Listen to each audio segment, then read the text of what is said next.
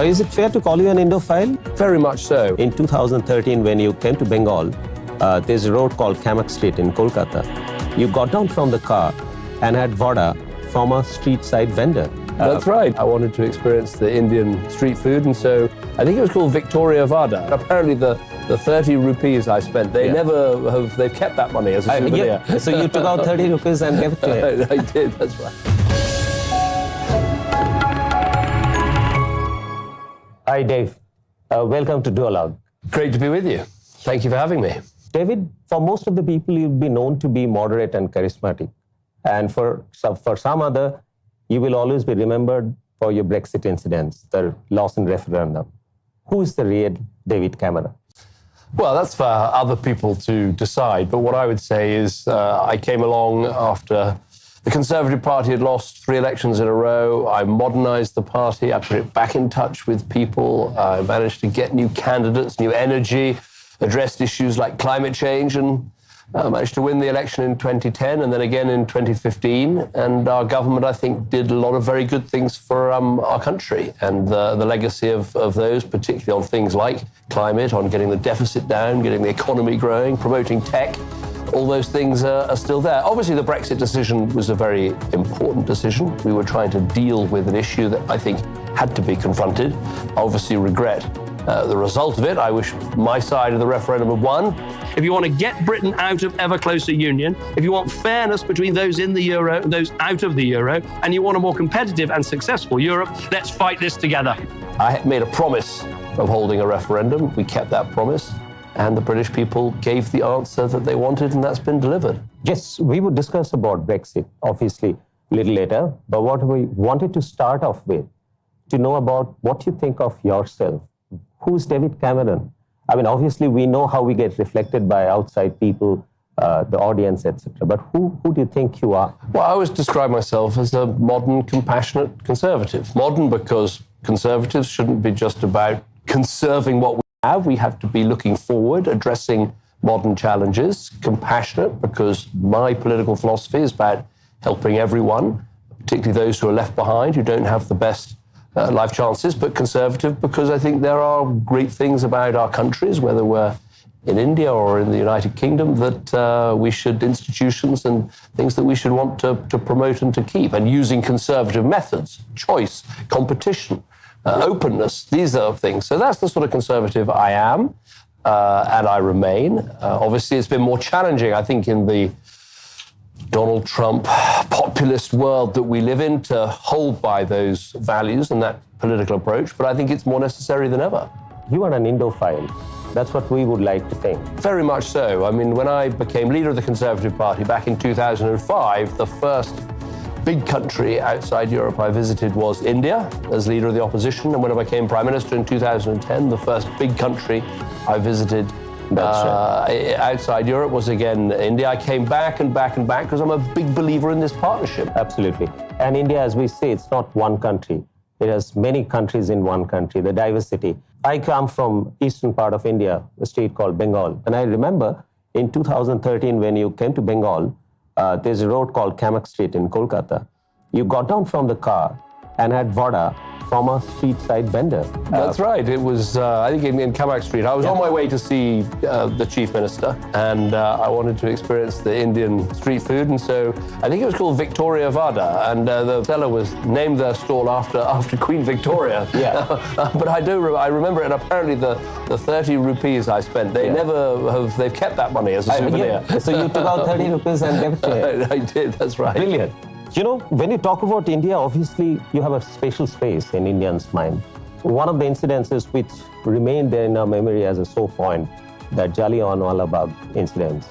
And we were thoroughly pleased and touched when you, as the first British Prime Minister, openly apologized for it. When did actually it occur to you that maybe the Brits owe an apology to Indians for that incident? Well, I think it's something we've all grown up knowing about, not least because of the way that it's been explained to generations like mine in films and television. I think I would put a particular credit with the Indian diaspora community in the United Kingdom, who explained to me how much it's still an issue and how it needed to be addressed. And it was a great honor as a British Prime Minister to go to Amritsar and to see the beauties of the temple. Absolutely. And the incredibly, this extraordinary, tranquil and wonderful place. And I was very keen that the Britain-India relationship needs to be a relationship about the future, about our people now, our challenges today. And in order to do that, sometimes there are things in our past we have to confront and talk about and acknowledge. And I think that's what I was trying to do. Absolutely. You know why it stood out? Because, people make mistakes, nations make mistakes, but it only requires a big heart to actually spell out the mistakes and acknowledge and own up the mistakes and say sorry. So that's why I think you stand out there completely. And, in your memoir, you talked about that with India, the kind of partnership that you would like to forge, or the Britain should forge with India, is about modern partnership not tinged with colonial guilt. Well, I think that's right, because look, of course, we shouldn't deny our past and we shouldn't acknowledge the things that happened, both good and bad. We should be frank about that. But I think it would be a pity if the relationship between these two great countries was held back. And that's because there are so many things we need to deal with in the future. I mean, if you look at the world today, there are some huge challenges. How do we grow prosperous economies? How do we make sure we tackle the challenge of climate change? And as the world's oldest democracy and as the world's biggest democracy, how do we make sure that our democracies prevail and they succeed in a world where there is autocracy and challenges from people who don't have our values? And so it seems to me this is a thoroughly modern partnership with great interest for both.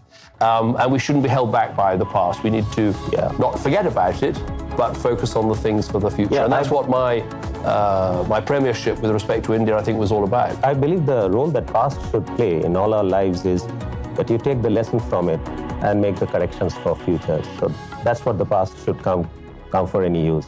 But I think one of the things, if one small thing can be done, I think it will help us forget the past quicker on a lighter side, that if you return the Kohinoor. Well, that's not something I'm getting into today, particularly with everything that's been happening back in the UK.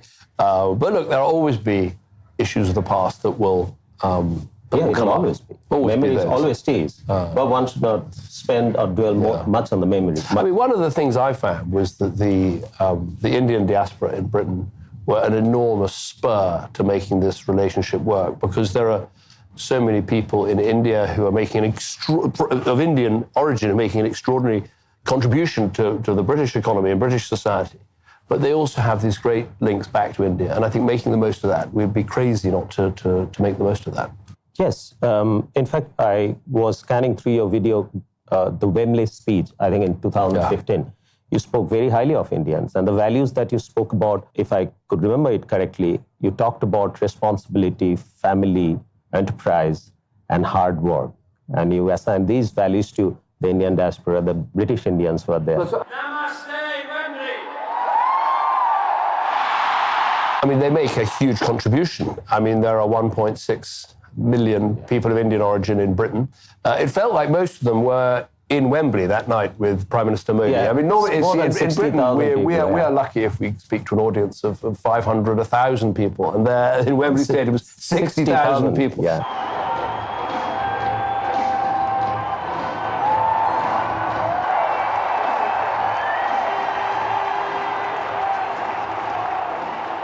It's quite a different thing. It was an extraordinary event, and I was very proud to do that with Prime Minister Modi. Your delegations in India, I think you got a plane full of people, politicians, bureaucrats, top leaders, and a couple of Olympic legends too. That's right. I think Steve Redgrave came, and Kelly Holmes. Yeah. I think at the time we were looking forward to the next Commonwealth Games, which were being held in India. We'd had this great success with the Olympic Games, and I think these events can be transformational for a country. But I think it shows the partnership between Britain and India is not just about politics, not just about issues. It's also about business, about enterprise, about the environment.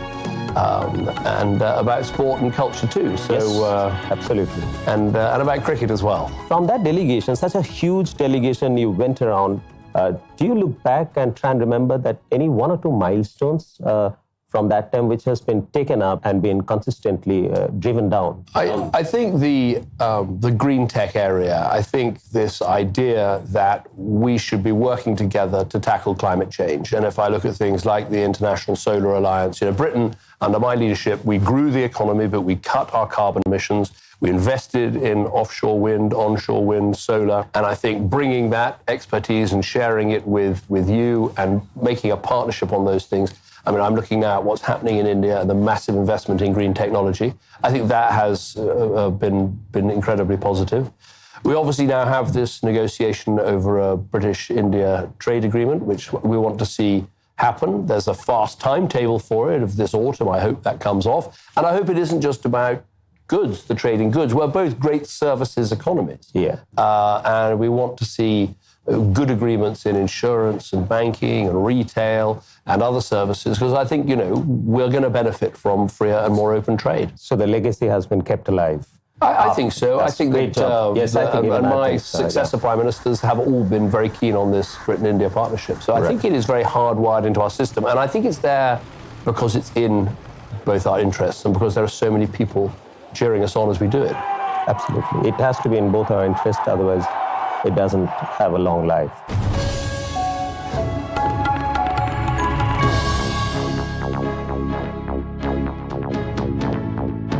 Come back to one of our neighbors, where I think we will have some more convergence of minds. It's about China. I mean, you wrote about China, that a more democratic path for China is inherently desirable. And then you also said that no longer you believe that it's inevitable. I don't believe it's inevitable. I believe it's desirable, but we have to deal with the world as it is, not the world as we would wish it to be. I don't regret in any way wanting to have good economic links with China. And I also think it's right that we should be thinking, whether that's India or Britain, we should be thinking, how do we try and make sure that the re-emergence of China as one of the world's great powers and great economies, which I think is inevitable, how do we try and make that rise safe? That is the great challenge for it. But I think what I wrote in my book was to say that there's no doubt that trade and investment can help change happen. It doesn't make them inevitable, but it's still desirable to take that path. Better that than to cut countries off and to pretend that you can't have a relationship. But the rogue that China is today, do you think it's, to some extent, Western world is responsible for the way it dealt with China post-World War II? I think that, look, all countries have to be held responsible for their own actions. And I think the Chinese have to account for the fact that they have become, more aggressive diplomatically. So it's for them to explain. I don't think you can blame that on the Western desire to try and help China with openness to trade and to investment and to membership of the WTO. These were things that I think were important for China, important for lifting hundreds of millions of people out of poverty in China. But we have to find a way. We need a relationship, a modern relationship now, where we say, right, we clearly have challenges here. Where do we cooperate, like on climate change? Where are we in competition? And where do we have real disagreements? And let's try and manage those disagreements to make sure that we can do that safely. Of course, I think the expectation of the West was that, like the way France, England, post-World War II, they gained prominence, and that happened through trade and business. I think it was an expectation that there will be a democratization of China if you have a healthy trade relationship with them. It's always said that the Germans particularly had this expression of change through trade. We never spoke about it in quite that way. And the way I would put it is you're unlikely to get change with no trade. It definitely helps to having that exchange of people and information and ideas and business and investment. In many cases, that is positive, but it does not make change inevitable. And we have never been naive. We've always known the Chinese Communist Party runs China. It has totally different values to India or to Britain, where we believe in democracy, the rule of law, we believe in rights. We have a different approach. But we tried, and we should continue to try, to have a relationship. Say, look, we are not going to agree over these fundamentals, but we have to try and build a relationship where we respect each other's differences, but try to make a safe world for the future. Yeah, absolutely. We have to keep trying. The recent development, I think you would have come across that now Xi Jinping, he's brought in changes in the constitution, and special military operations abroad, he has legalized it. I think all of us, the rest of the world, will have to think about it and keep an eye on that. This is one of these areas where we're not going to agree. We're very clear that sea lanes must be kept open. There's a right of navigation through these areas, and it is a disagreement. But let's try and find a way of keeping our guard up and not in any way backing down, but also discussing with the Chinese areas where there are disagreements and concerns. You know, there's a saying in Hindi which says that for living, you need food, clothing, and shelter. These are the three basic things that you need. But these days, Indians have started realizing that you need the fourth thing, which is data or technology, whichever way you put it. You know, we feel that the Indian way of being is peaceful. I mean, we've defended ourselves always. We've never gone and invaded anybody else. So India's rise in the global high table is that peaceful way. So do you think that's the right way in the modern time, and that's the way forward for the rest of the world? I very much respect that part of Indian culture. I think is important. I think it's right that India takes its place at the top table. We should definitely have that United Nations reform where India becomes a permanent member of the Security Council. But that reform is difficult to get through for all the reasons you're aware of. I hope that as India takes this more important international role, that yes, of course, maintain the commitment to peaceful development. But I think it's also important to be clear that we need a world of strong institutions and a world of strong rules. And while non-alignment has been very important in India's history, and I'm sure is important in the future, that's not the same as saying rules don't matter. And obviously we've had this appalling situation with Russia invading Ukraine, and it's not a on the one hand, on the other hand situation. It is a situation of absolute clarity where one country has taken the most aggressive, the most destructive, the most illegal approach and is literally pounding this country and its people and killing thousands and destroying property and everything else. And it's not just bad for Ukraine. It's not just bad for the international order of rules. It is also bad for the world.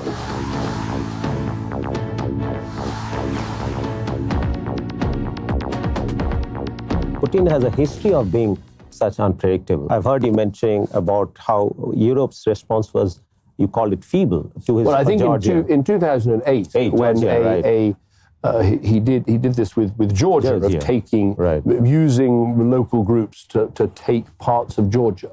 The Western response was feeble. There were no proper sanctions. There were no proper consequences. When he did the same with Ukraine in 2014, there were consequences. There were sanctions. We can certainly argue more should have been done, but at least some lessons were learned from 2008. But you see now that even that wasn't enough, that we have an even more aggressive Putin.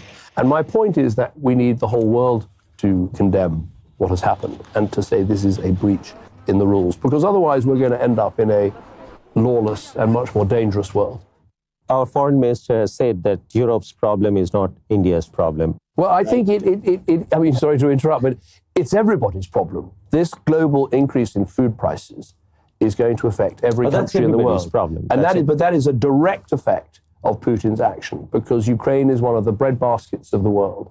I was in Egypt recently, a huge importer of Ukrainian wheat and grains. Yeah. And the effect across African countries and elsewhere is going to be dreadful because of what has happened. So we live in a world where a local problem is a global problem. And this is definitely a global problem. Could it have been prevented by any way, or because it's Putin? Well, I think the senses don't prevail. I think we have to be clear about who is responsible, and it is Putin. He chose, and the West, I think, effectively used intelligence well before the invasion of publicizing exactly what it was that Putin was planning to do. So he couldn't cover it up. He couldn't pretend that it was provoked. He couldn't pretend that there was some justification. It was done in plain sight. And I think that we have to recognize there is only one person to blame for this, and that is Vladimir Putin.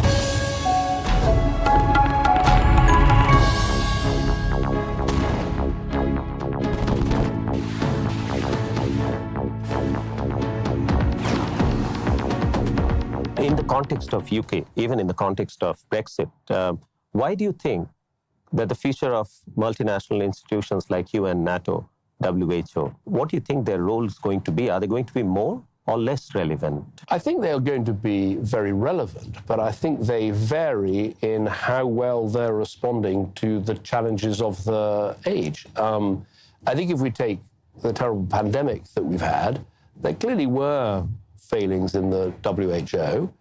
Now, some of those are being addressed, but if you ask me honestly, I would say for the future, yes, we should do our best to reform the WHO, but there might be things we need to do as well that we can do faster. We need to have better early warning systems about future pandemics. And I think that's something we can probably do alongside the WHO. That's something countries can come together and do, because if we try to do everything by reforming the WHO, I feel we'll be sitting around and discussing that reform and not actually getting what's done. As far as WHO is concerned, as far as I remember, during this COVID pandemic time, I always got a feeling that they themselves don't know. And yet they were coming up with directions, guidance from time to time, and often self-contradicting themselves. Like, I think I read somewhere in the beginning, they said, don't wear masks. Yeah. Then they said, mask is mandatory. So in the WHO context or any other context, I personally feel that you may not need to know everything, right? Nobody, no institution, but it's most risky when you don't know, yet you try and be convincing as somebody who knows. That's where WHO needs some intervention. Well, I think they did what they could in very difficult circumstances, but we can definitely now look at what happened and learn from the weaknesses. And I would argue one of the key weaknesses is that we need to make sure we are sequencing the genomes of these emerging viruses and pathogens much more quickly and sharing that information much more rapidly. And I think there are examples of institutions like the Global Alliance on Vaccines and Immunization, Gavi, which have grown up outside the formal structures of the UN and the WHO. And I think we could have some organization like that for pandemic preparedness, where scientific institutions in every country around the world are doing this research, are sharing that information, so we know what's coming faster. And take it out of politics. We have to keep these things, the science needs to be transparent, needs to be clearly shared, and we don't want to get bound up in organizations being embarrassed. They don't want to embarrass the Chinese, or they don't want to embarrass the Africans, or they don't want to embarrass the British. We don't need that. We just need the information. We need it in the most timely manner possible. And when I was Prime Minister, we had the Ebola epidemic in Africa. And again, on that occasion, the WHO was too slow. And so I think we've had two examples of where we need to have a non-political organization, science-based, shared between countries, telling us the latest information. So will that happen in under the gamut of WHO if you have to decide, or do you think there are independent bodies should come up with bilateral relationship, or maybe a collection of countries should come up with something which is, when you don't know things, you need to exchange your notes. Yes, exactly. I hope that the G20 can give this impetus. They've discussed it, but it needs to be followed through. I think you can combine it with the new pandemic treaty, the global health treaty that's been discussed, which can address some other issues. But I think really what's important is having this institution in place so that pathogens are being sequenced, everyone's getting the information, and we react faster in future. Because I think one of the failings in the past was countries were too embarrassed to tell the WHO about bad things that were happening, and the WHO was too embarrassed to tell the rest of the world about what was happening because they didn't want to upset certain people. And so you get a delay in the system, a bureaucracy in the system, which we don't need. The first part is, justifiable. I mean, if something is going wrong, we didn't get to know about the COVID thing in China till the time it broke out of proportion. That's my point. And the same with Ebola in West Africa, where there was a sense of the countries didn't want to admit to problems fast enough. But if you have an independent organization with Centers for Disease Control and scientific organizations in every country in the world sharing in real time that data and making sure the rich countries are helping the poorer countries to have the technology they need for genome sequencing and everything else, that, I think, could make the world safer. So sometimes these institutions are capable of reform. I think NATO as an organization is actually performing well, particularly with the challenge that has come from Russia's invasion of Ukraine. Some organizations we should try to improve, but we should recognize we may need to go above and beyond that. Coming to talk about some making change happen. You are active, very much active on your philanthropical side. I mean, and climate change is something that's on your radar, right? That's something which is of keen focus for you. That's right. So one of the things I did back in 2005 when I became leader of the Conservative Party was to say, all over the world, there are Conservative parties that are rather behind on climate change. I wanted in Britain us to be leaders on climate change. And I said we wanted to lead one of the greenest governments ever. And I think we did. We saw a massive increase in offshore wind power. Britain became the biggest offshore wind power in the world. We grew the economy. We cut our carbon emissions. We set up the world's first green investment bank. Huge investment in solar. Reinvestment in nuclear energy, which of course is carbon-free. So I maintain my interest in this. I've just been in Australia talking with our sister party about the challenges they face there. And obviously it's great to be here in India where you're taking such huge strides with the investment in green energy. And I think there's a particular point here, which is countries like Britain and India should be doing more to help the poor countries, the vulnerable countries, where traditional investment in electricity generation is probably better done via decentralized energy, green energy, local grids that connect solar to batteries to help people with their local electricity, rather than thinking this is about big infrastructure projects. So I think there's a real opportunity for us to take to actually help switch on a lot of countries to both electricity and energy. Every year, I'm told that I think for about 100 years, measurement of temperature, atmospheric temperature is possible. And almost every year, the world has seen the hottest year. So it's only increasing and there's no stopping of it. Back in India, there's Shimla, a city there up in the hills. During this British time, that used to be the summer capital. Right now. So summer capital has seen Loo, which is heat wave this time for the first time. So but it pains me or it worries me when I tend to see that there are murmurs going around about politicizing such missions also. I mean, if you talk about Greta Thunberg or groups like Extinction Rebellion, do you see that there is... I think they play an important role in one regard, which is they raise the public consciousness about the importance of the environment.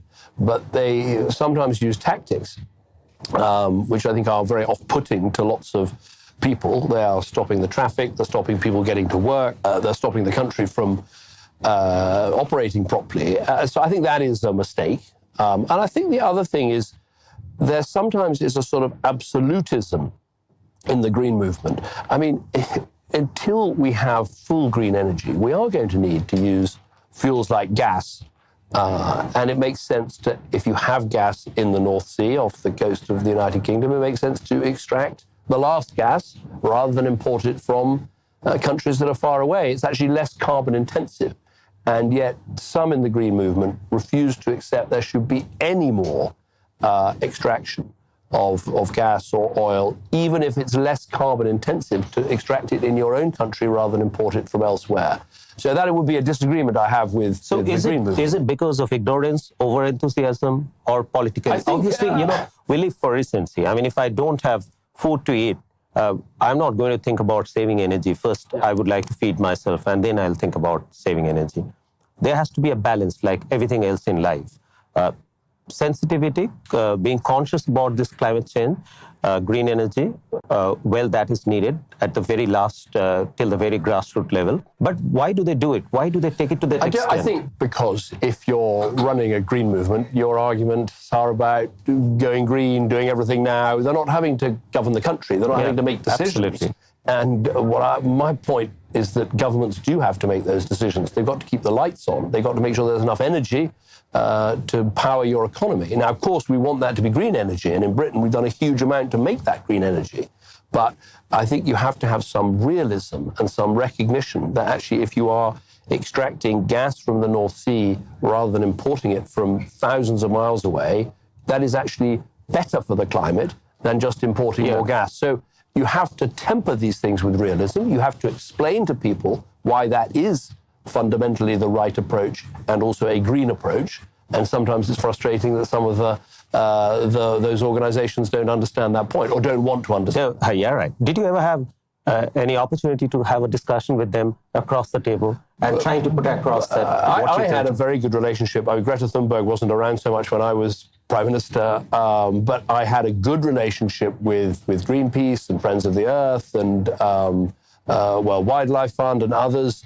How did they react when you tell them that? Well, we had a good dialogue. They always wanted you to do more, but when it came to things like encouraging insulation, the green energies, what we were doing in terms of Green Investment Bank and the progress we were making on climate, they were supportive of the good things we did. I think it's important if you're talking to governments about an issue like that, you have to try and encourage. And I think sometimes with Extinction Rebellion, you feel there's nothing a government can do. I mean, in Britain today, our carbon emissions are not lower than 1984. They're lower than 1894. And I'm not saying we've still got more to do. There's plenty more to do. But you've got to try and encourage governments down the right path. If all they get is criticism, you lose the centre ground of British politics. And also, it's harder for politicians to keep going and do the right things. Absolutely. I quote you again. You said, the pragmatic and practical path is often the hardest to take. Why did you say that? Well, because governing is about choosing, and often in politics, there's no good choice. There's just some choices from very bad to not quite so bad, and you have to be practical and sensible and try to take the right path. And so you have to temper your idealism with pragmatism, and the pragmatic path is often hard. And I think in the world we've seen recently with populist politicians like Donald Trump pretending all these decisions are easy and there's some simple solution that only if these idiot politicians hadn't thought of, if only we hadn't built a wall all the way across the southern states of America, then the problems of immigration would be solved. They pick simple ideas to complicated problems and use that as a way of inflaming popular opinion. But it doesn't actually solve the problem. Yes. Solving the problem is often difficult and hard work and pragmatic and needs reasonableness and common sense. And I'm very keen that we don't lose those things in the world we live in today. There's a philosophy that I live by, which I say, especially in the work domain, that to be ordinary is extraordinary. I think somewhere people try too hard on simple things, on simple understanding, and then they go all over. I mean, they lose directions.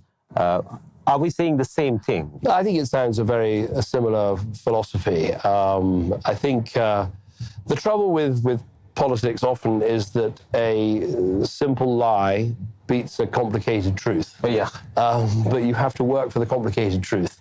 And also in politics, people always want a simple, black and white, yes or no answer. And in so many things, the answer is not quite black or white, not quite yes or no. It's, well, we need to take these difficult, practical steps. But if we do all of them, we'll get to the right place. And this is the challenge of politics, is you have to never stop explaining what you're trying to do and recognizing that just simple sound bites and simple answers aren't necessarily going to do it. Black and white, I mean, yours truly is one of the victims, having not any gray area in my understanding and philosophy and logic. I try to live by black and white. It's very difficult, let me tell you. Thank you very much, Dave. I mean, great having you on Duologue with me. I'm sure that India and UK would work towards this climate change issues together, and we would be able to make more inroads in common goals and working together in the fields of business, economy, media and entertainment, where I come from. And I think we face the same challenges. How do we make sure the biggest democracy and the oldest democracy, how do we maintain faith in our democracy? How do we lift our countries in terms of prosperity and good jobs for our people? And how do we tackle this huge problem of climate change? And Britain and India, I think, can have a great partnership, and I hope I can play my role in that. Thank you. Thank you. Thank you. We need more politicians. Thank you. Thank you.